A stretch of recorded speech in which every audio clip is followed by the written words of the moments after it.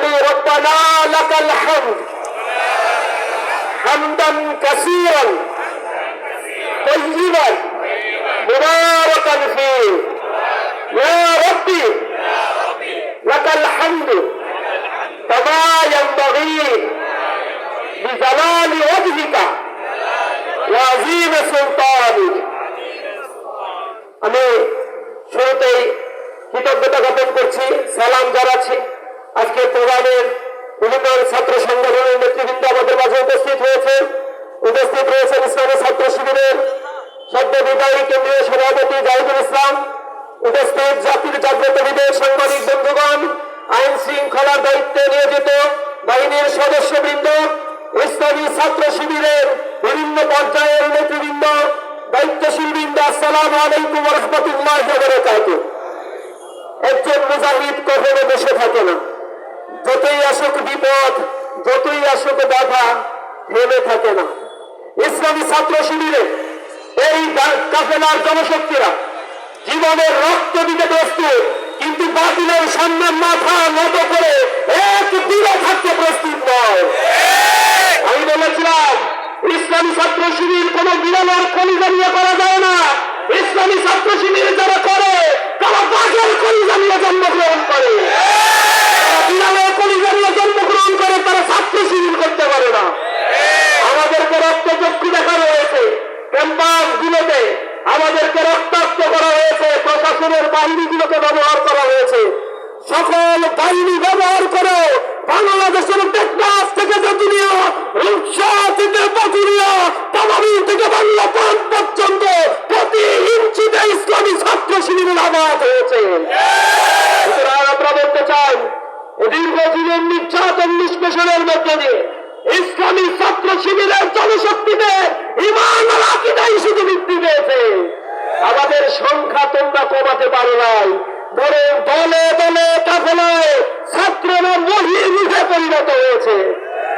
আমরা গভীর শ্রদ্ধার সাথে স্মরণ করছি আজ আমাদের প্রথম কেন্দ্রীয় সভাপতি মীর কাসেম আলী মিন্টু ভাইয়ের কথা।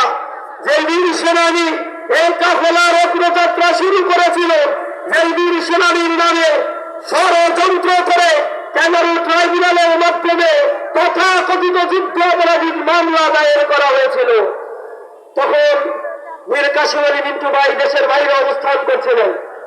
মীর কাসেম আলী মিন্টু ভাইকে বলা হয়েছিল, আপনি দেশে আসলে রাষ্ট্রযন্ত্র আপনাকে গ্রেফতার করবে। তখন মীর কাসেম আলী মিন্টু ভাই বলেছিল, আমরা মৃত্যুকে আলিঙ্গন করার জন্য এই কাফেলায় সামিল হয়েছি, বীর কাপুরুষের মধ্যে নিজেকে পলায়ন করার জন্য এই কাফেলায় আমরা আসি না। সুতরাং আমার কপালে যা আল্লাহ লিখে রেখেছে তাই হবে। শাহাদাতের তামান্না নিয়ে আমরা রাজপথে নেমেছি। শাহাদাতই যদি আমার কপালে থাকে, এর চাইতে বড় পাওয়া আমার কাছে আর কিছু নাই। তিনি বলেছিলেন, আমি বিদেশে এসেছি আমার ব্যবসায়িক কাজের জন্য, ব্যবসায়িক কাজ শেষ হলে আমি আমার মাটিতেই ফিরে যাব, যদি নসিব থাকে শাহাদাতের মৃত্যুবরণ করবো ইনশাআল্লাহ।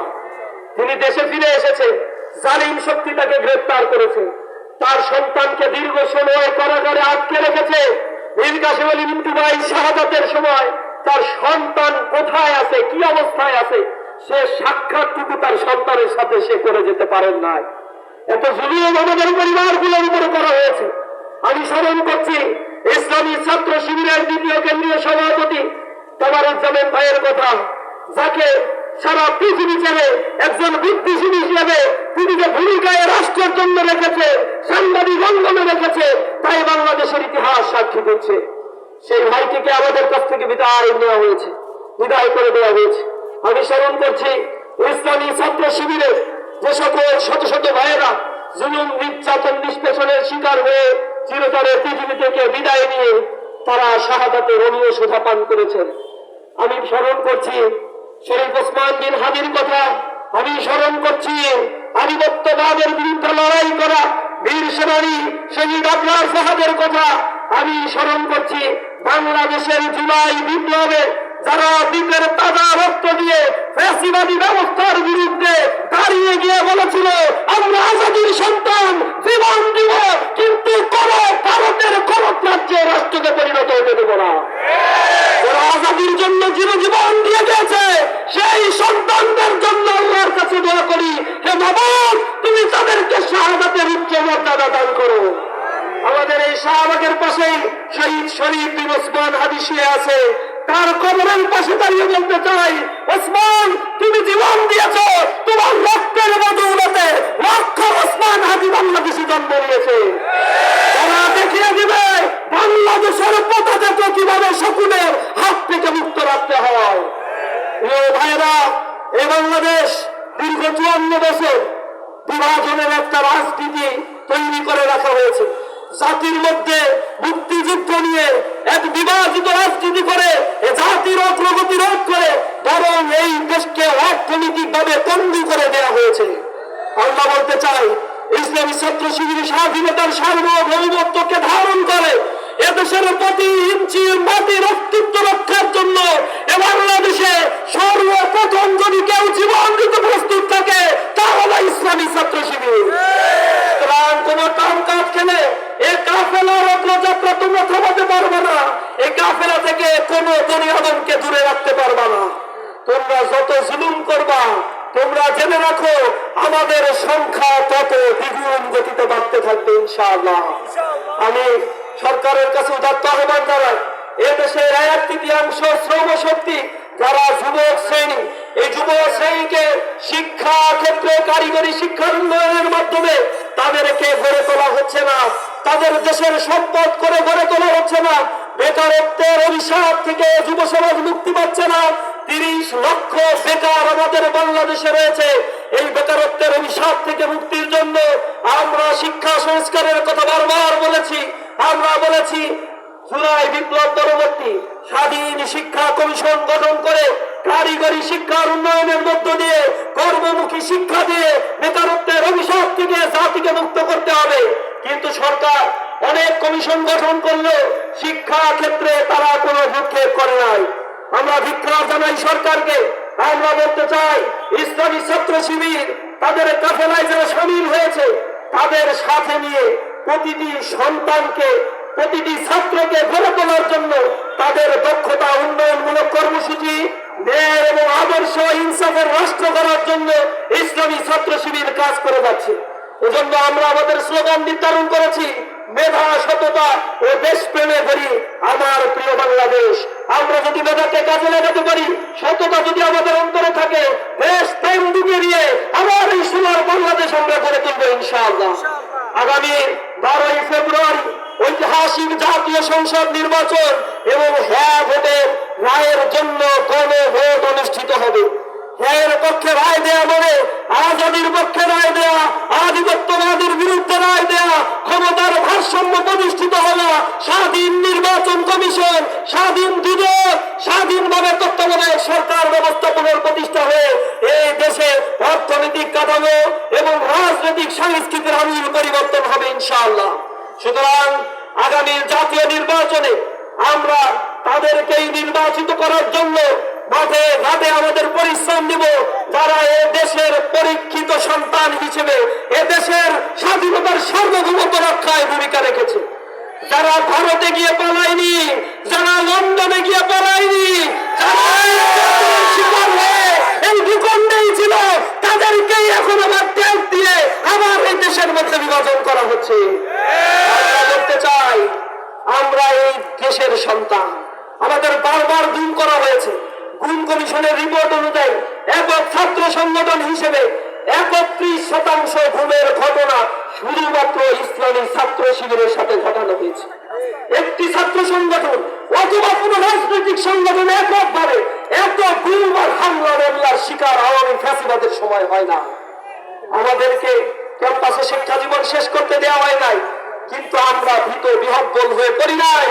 আমরা স্বাধীনতার জন্য, এদেশকে মুক্ত করার জন্য লড়াই করে গিয়েছি। আগামীর 12ই ফেব্রুয়ারি আমরা দেখিয়ে দিব নতুন বাংলাদেশে তরুণদের জয়যাত্রা যেভাবে শুরু হয়েছে, আগামীর বাংলাদেশ তরুণরাই পরিবর্তন করে দেবে ইনশাআল্লাহ। এদেশে আগামী যে ভোটার, তাদের মধ্যে 47% হচ্ছে তরুণ ভোটার। এই ভোটাররাই হচ্ছে আগামী বাংলাদেশের ট্রাম্পকার। সুতরাং তরুণদের যদি তোমরা বিভাজিত করো, তরুণদের সামনে কোন বিভাজনের রাজনীতি নিয়ে আসো, 5টি ক্যাম্পাসে যেভাবে ছাত্র সমাজ তোমাদের লাল কার্ড দেখিয়েছে, আগামীর বাংলাদেশের রাষ্ট্র পরিচালনা পরিচালনার ক্ষেত্রে তোমাদেরকে লাল কার্ড দিয়ে স্থায়ীভাবে বহিষ্কার করবে ইনশাআল্লাহ। আমরা বাংলাদেশকে সাম্য আর মানবিক মর্যাদার উন্নত আদর্শ দুর্নীতিমুক্ত ইনসাফের একটি বাংলাদেশ গড়ে তুলতে চাই। সেই বাংলাদেশ গড়ার জন্য ইসলামী ছাত্র শিবিরের প্রতিটি কর্মী প্রস্তুত আছে। জীবন দিয়ে হলো 17 বছর যে ভোটাধিকার আমরা প্রয়োগ করতে পারি নাই, সেই ভোটাধিকার আমরা প্রয়োগ করবো ইনশাআল্লাহ। ভোট নিজে দিব, ভোট গণনা করে এরপর ফলাফল নিয়ে আমরা বাসায় ফিরবো ইনশাআল্লাহ। কেউ যদি ভোট কেন্দ্র দখল করতে আসে, আপনারা কি করবেন? আপনারা কি করবেন? আপনারা কি করবেন? ঘুমিয়ে থাকবেন? ঘুমিয়ে থাকবেন? হাওয়ার গতি এখন বদলাতে শুরু করেছে। অন্ধকার জগতের আমাদেরকে বলে দেয়, তোমরা যদি আমার পুরাতন বন্দোবস্ত করতে চাও, তোমাদের এই পুরাতন বন্দোবস্ত বুমেরাং করে দেওয়া হবে। এ সন্তানেরা শহীদ পৃথিবীর শহীদ আলী রায়হান, শহীদ আবু সাইদের উত্তরসূরি।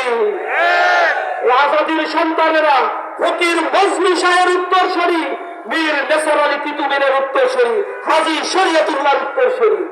তারা জীবন দিতে শিখেছে, নিজেদের সম্মান মর্যাদা অধিকার দিতে শেখে না।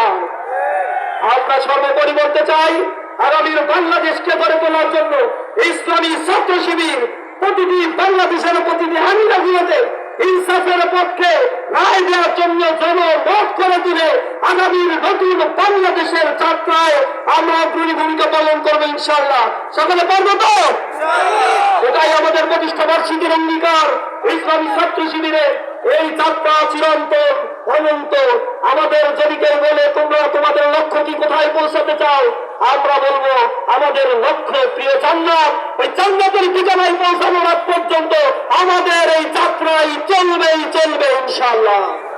দুর্গমগিরি তন্তার মরুদুস্তার পরধার হয়ে লঙ্ঘিতে হবে রাত্রি নিশীতে যাত্রীরা হুঁশিয়ার, যাত্রীরা হুঁশিয়ার।